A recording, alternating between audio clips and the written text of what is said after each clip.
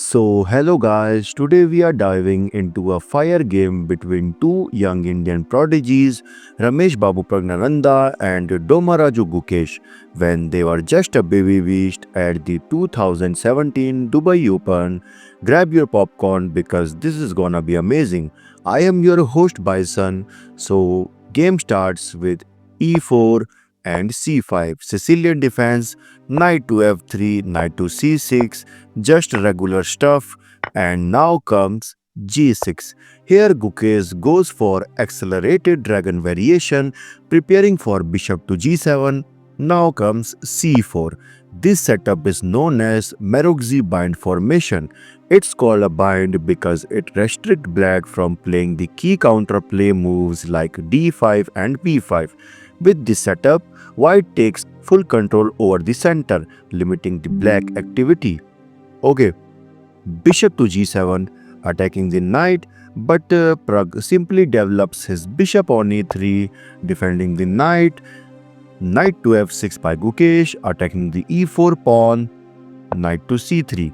After this, Gukesh simply castled bishop to e2. Here Pragg is also preparing to castle. Now comes d6, opening the diagonal for this light square bishop. Okay, now Pragg castles, bishop to d7, and Pragg brings his queen on d2, correcting the both rooks. And after this, black exchanges the knight and bishop to c6, targeting the e4 pawn. Pragg defends it by playing f3, and clearly you can see that in the next move white will expand toward the queen side by playing b4 and b5, attacking this bishop. Okay, so that's why Gukesh played a5, stopping the move b4, but Pragg simply played b3, solidifying the queenside pawn structure, and clearly you can see that white has a solid structure.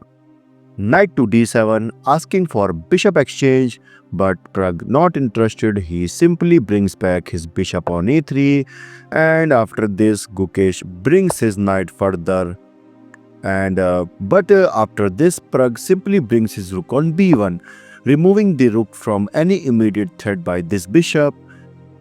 e6, opening the diagonal for the queen, and rook at f goes to d1, attacking the d6 pawn, and Gukesh defends it by his bishop.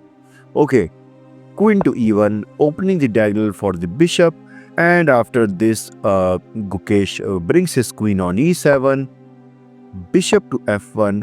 Maybe this knight can be rerouted on e2 and then g3, or maybe white can play f4 after the move knight to e2, attacking the bishop.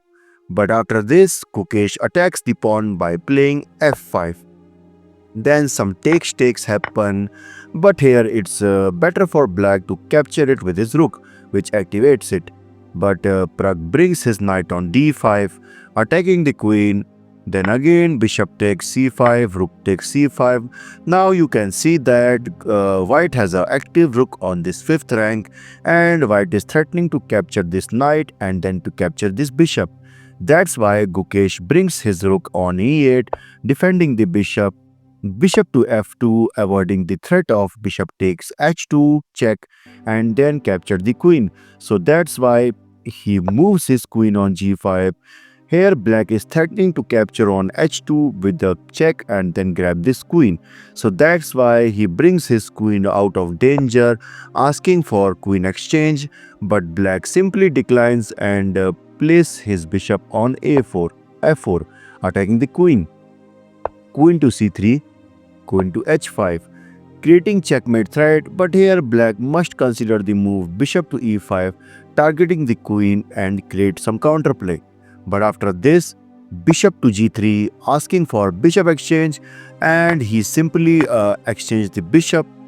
Queen to g5, targeting this g3 pawn, and Pragg takes on d6. But this move is a mistake, because after queen takes g3, now you can see that there is no more attack and this game is completely equal. Yeah, so instead of rook takes d6, here better move for white is to play g4, and obviously black can't take due to the spin, and if black tries to attack by playing rook to e3, then white will simply play queen to d2, pinning this rook, and in the next move white will capture this a6 pawn and wins the game. So in the actual game, after the move queen takes g3, queen to d2, he wants to give a check from the d5 square and then grab this knight. That's why Gukesh brings his queen back on e5, guarding this knight. But here, computer is suggesting to keep the queen on g3, creating some pressure on the white king, and instead defend this knight from his rook. But after this, Pragg brings his another rook on d1, creating a triple battery. And now here white is threatening to bring his queen on f2 and targeting this knight. That's why Gukesh brings his knight on e6. But guys, this is a mistake as it blocks the e file for this rook and and cut the connection between the pieces. Instead, black should have considered the move rook to c8, bringing another rook into the game while also defending the knight from the potential queen f2 threat. Okay, so after this, Pragg brings his rook on e1, attacking the queen, queen to c5 check, king to h1, knight to c7, asking for rook exchange, but he simply declines and he brings his rook on d1, knight to e6. Pragg brings his queen on d5, pinning the knight and asking for queen exchange, but Gukesh simply declines and placed his queen on e3. Maybe he wants to give a check from this h6 square. Okay, g3. Maybe he wants to bring his king further. Rook at a goes to d8, but white pushes the c pawn further, solidifying the structure and opening the diagonal for this bishop, which can be jumped to b5, targeting this rook. But in this position, Gukesh blunders and slides his king on h8. Now, some of you might thinking that black has safely protected his king from any immediate threats.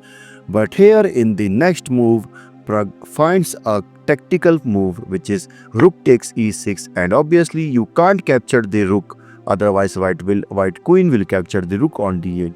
So that's why Gukesh gives a check from the h6 square, and after king to g2, now he captured the queen. But this is of no use because now comes rook takes e8 check, king to g7, and you can see that white has two rooks instead of queen and white is a piece up. But here white has also a advanced pawn on the c file, making this position even more dominant.